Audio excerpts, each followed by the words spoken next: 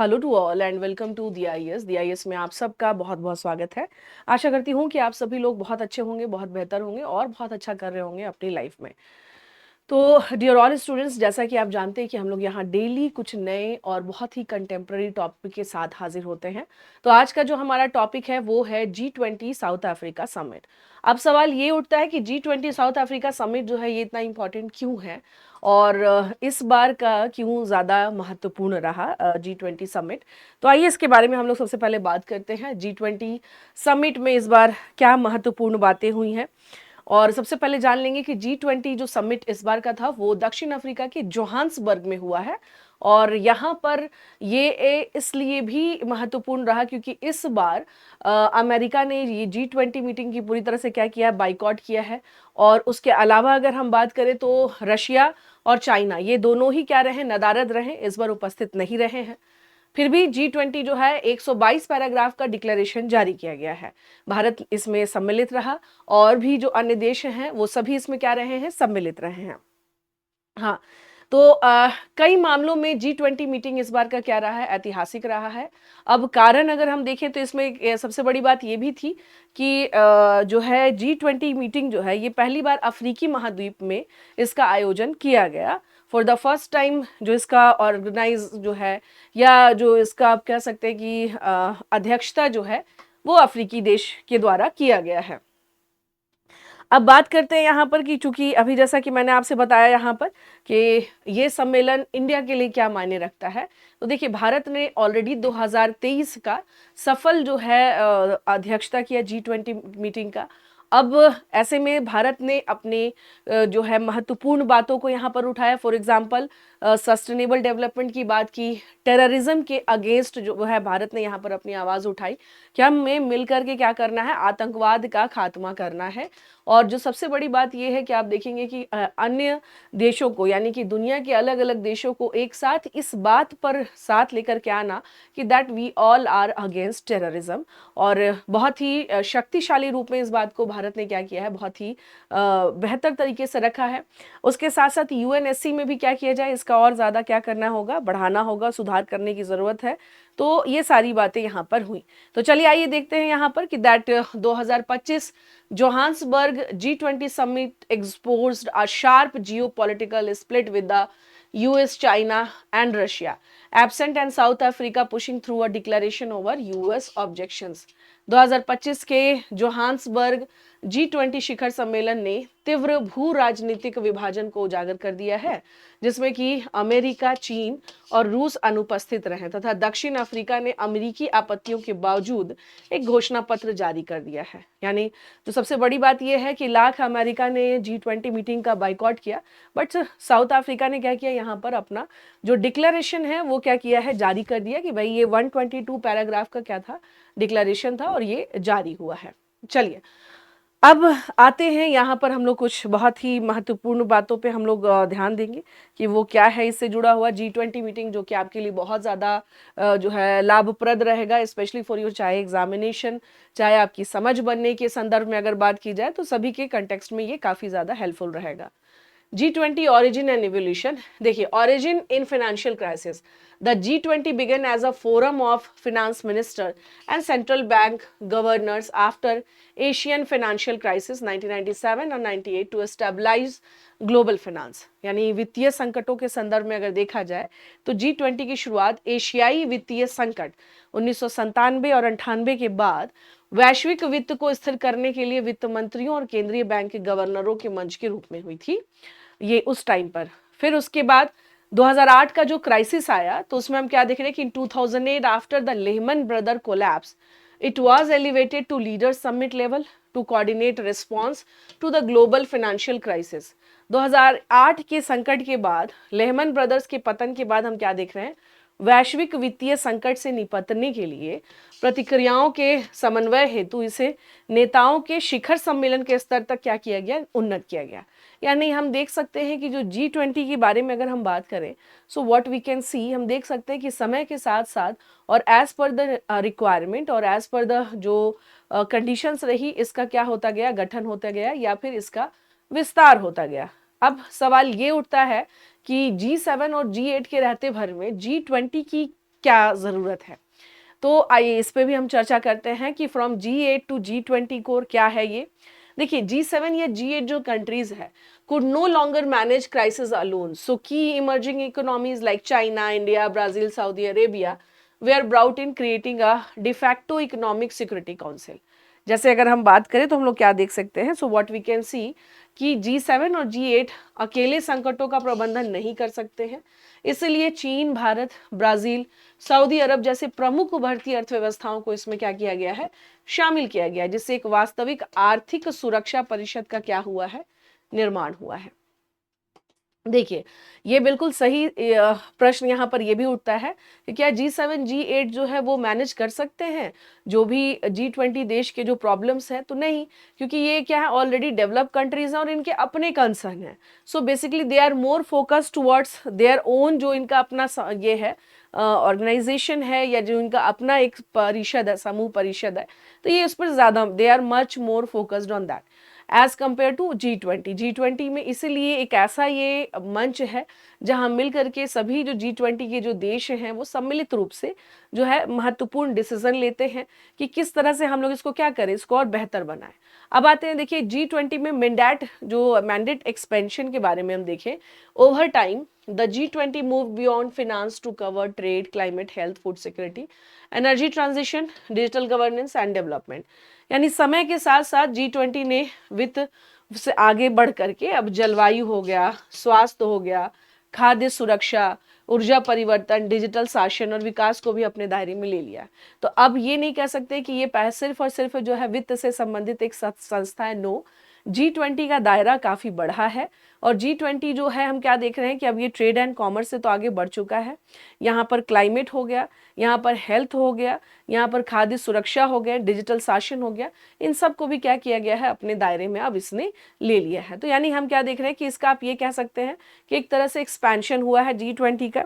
अब देखिए सवाल ये उठता है यहाँ पर, हाँ जी, अब यहाँ पर अगर हम लोग ये देखा जाए कि G20 जो है वर्ल्ड वाइड जो है, यानी वैश्विक घरेलू जो सकल घरेलू उत्पाद का लगभग जो संयुक्त रूप से इस समूह में किस प्रकार के देश हैं और आर्थिक रूप से देखा जाए या फिर जो ग्रॉस डोमेस्टिक प्रोडक्शन के लेवल पर अगर देखा जाए तो G20 की कंट्रीज का कंट्रीब्यूशन क्या है। सो वैश्विक सकल घरेलू उत्पाद के संदर्भ में अगर देखें तो ये लगभग कितना है, यहाँ पर 88% होता है, यानी ये जो समूह है। वैश्विक व्यापार का देखा जाए तो 78% अकेले ये क्या करता है, कवर करता है। विश्व का लगभग, यहाँ ध्यान रखिएगा कि 3/4 जो है यहाँ पर आबादी का प्रतिनिधित्व करता है कौन, G20। तो ये इसका मतलब क्या हुआ, एक बहुत ही महत्वपूर्ण क्या है, समूह देश है जो हम देख सकते हैं।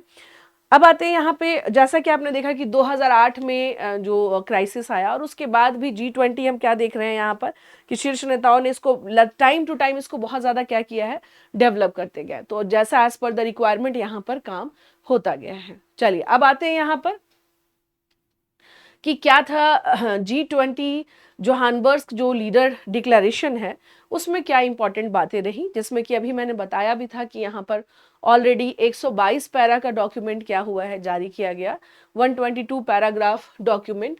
Members agreed on 122 para declaration covering climate finance, UNSC reform, depth, gender, youth, Africa centric development and critical minerals।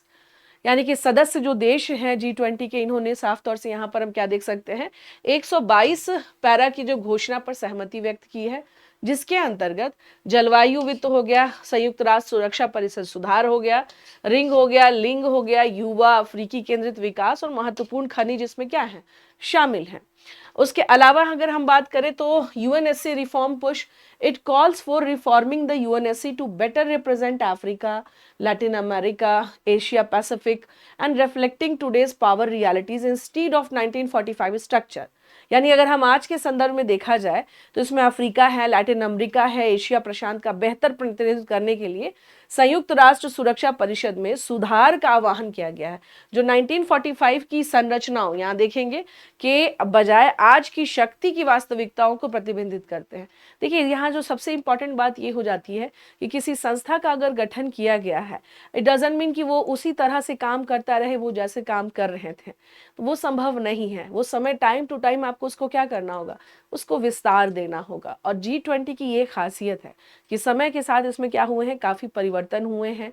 उसके अलावा इसमें यूएनएससी को लेकर के की जो रिफॉर्म है उस पर हमेशा बात हुआ कि रिफॉर्म इन द यूएनएससी, ताकि बेहतर प्रतिनिधित्व मिल सके अफ्रीका से, लैटिन अमेरिका से, एशिया पैसिफिक से, और आज के समय पर जो समस्याएं हैं वो वहां पर क्या होना चाहिए, वो वहां पे रखे जाने चाहिए, बजाय इसके कि हाँ जो पुराने जो स्ट्रक्चर्स बने हुए हैं हम उसको एज इट इज फॉलो करें, उसका फिर कोई मतलब नहीं रह जाता है। हाँ, तो अब आइए देखते हैं यहाँ पर उसके अलावा यहाँ पर क्या है जो कि G20 में यहाँ पर जो बातें हुई हैं जो बहुत महत्वपूर्ण भी है कि भाई क्या क्या, जैसे क्लाइमेट को लेकर के G20 क्या सोचता है ना।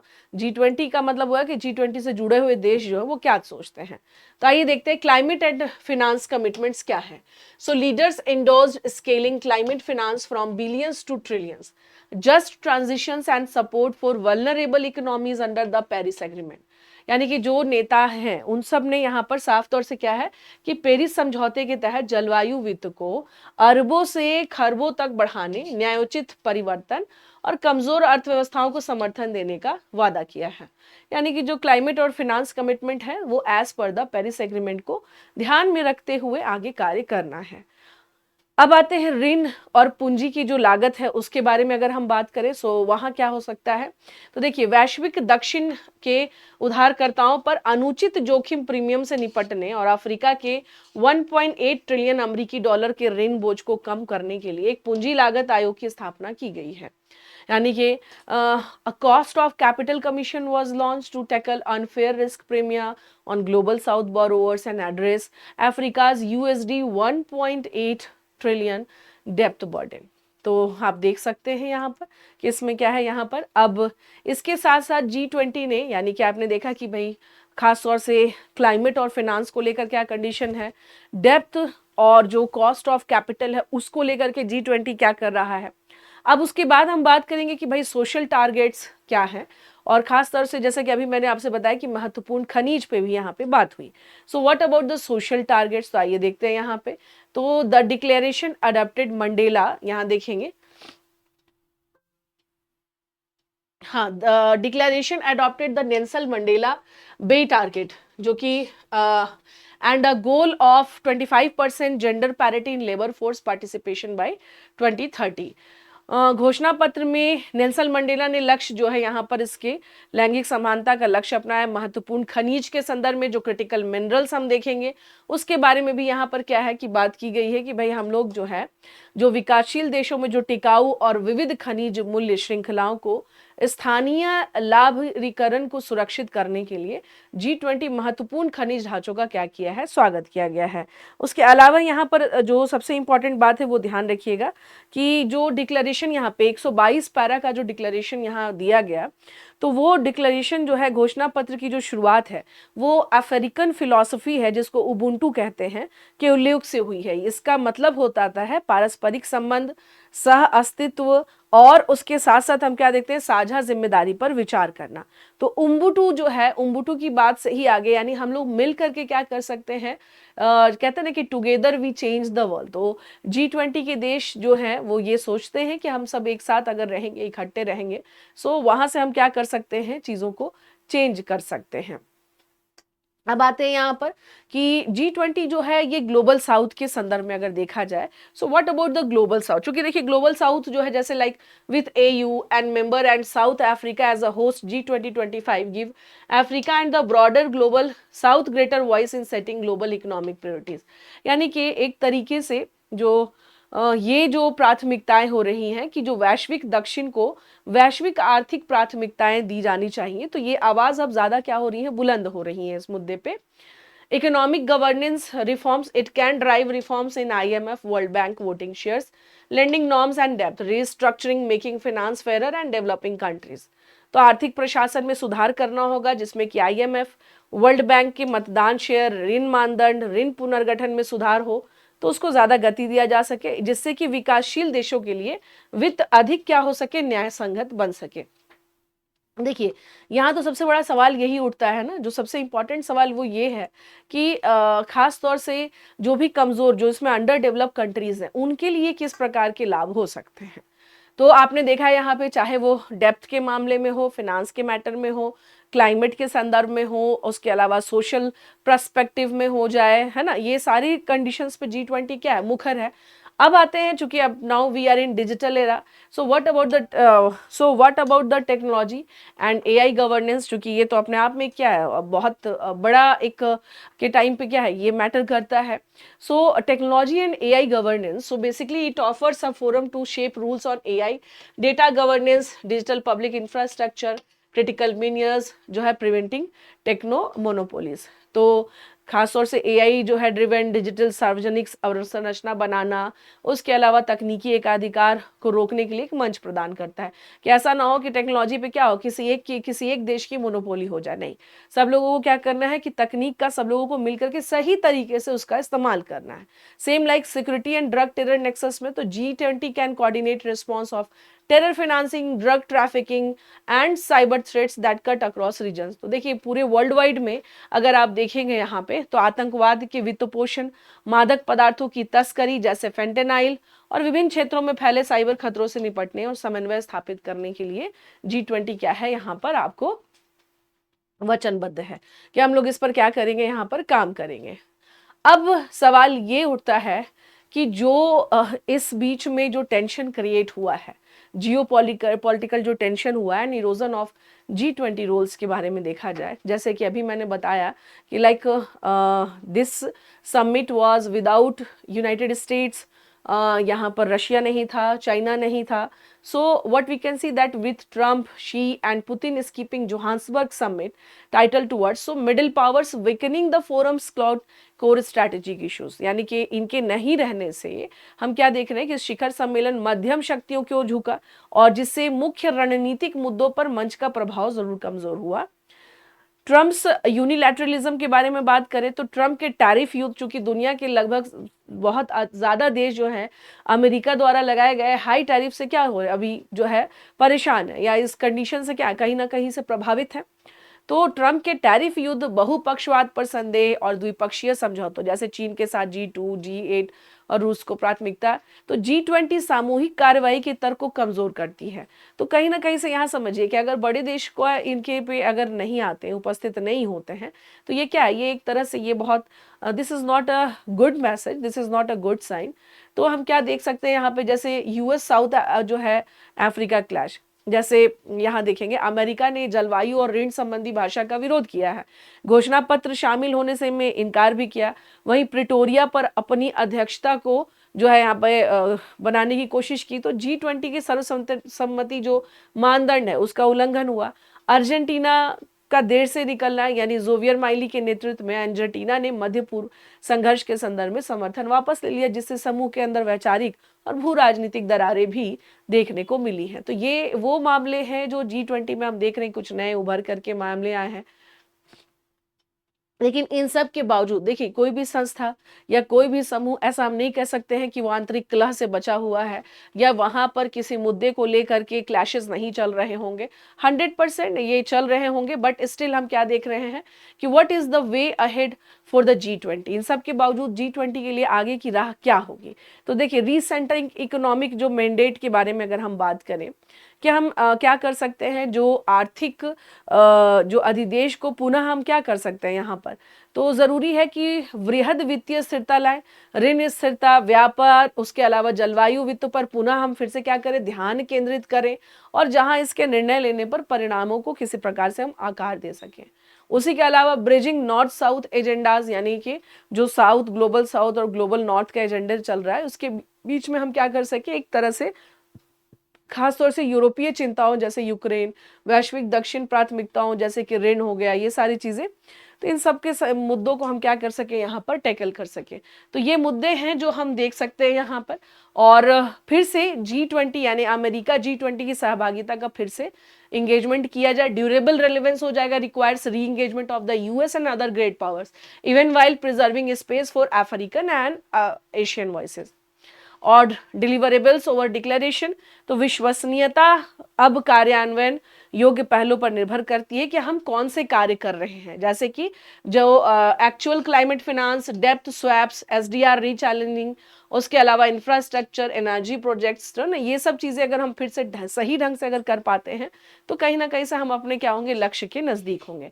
तो G20 का जो पर्पस है वो क्या होगा, यहाँ से पूरा होगा। तो ये सबसे ज्यादा क्या करता है, ये मैटर करता है कि G20 इस बार, चूंकि अभी हमने बताया कि यहाँ पर इसमें बहुत सारी नई बातें देखने को मिली, लेकिन इसके बावजूद भी G20 जो है ये आज के टाइम पर उन सभी बड़े महत्वपूर्ण देशों का क्या एक समूह है, और इसके माध्यम से जो निर्णय लिए जाए उसका कार्यान्वयन अगर सही ढंग से होता है तो हम अपनी स्थिति को और मजबूत कर पाएंगे।